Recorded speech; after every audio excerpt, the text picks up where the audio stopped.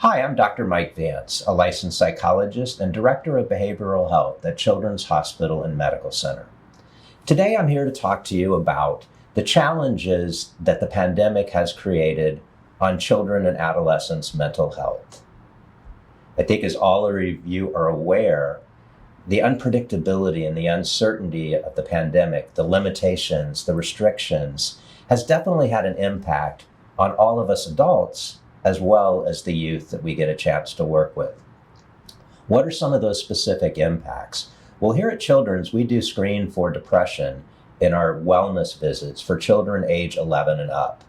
Prior to the pandemic, we were seeing positivity rates or positive identifications of depression in about 12 to 14% of our kids that we surveyed.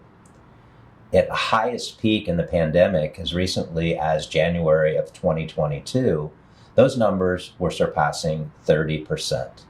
1 out of 3 kids presenting with self-reported concerns with depression.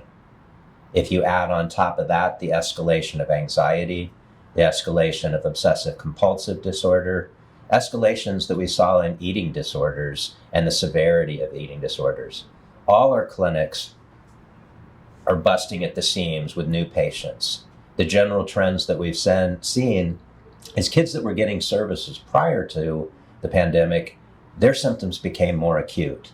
And kids that maybe didn't need services or weren't registering that need, they presented as new patients. The challenge is great because we want to help youth sooner and earlier. We know that early identification and early referral makes a huge difference for our kids. So you guys are in a great position that you get to see kids for 30, 40 hours a week, for 8 months a year. This gets you to know those children very well, and you can tell if there's changes in that child that they're different than they were typically, or if they're an outlier in the classroom. And you get the opportunity to be a strong advocate for the kids. We can't blame the pandemic, but it definitely has not solely brought all this increased intensity of mental health, but it's definitely made the number of people seeking services increase.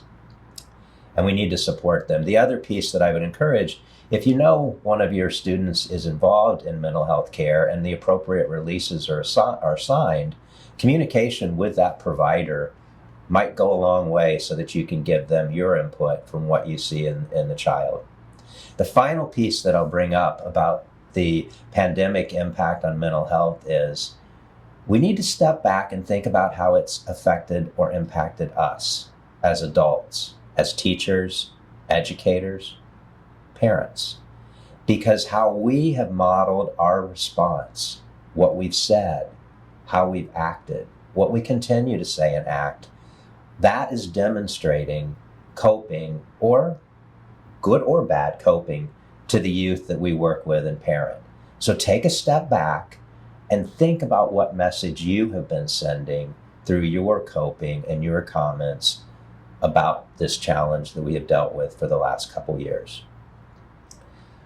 Once again, thank you for all you do and having a huge impact on the youth that you get a chance to teach and educate.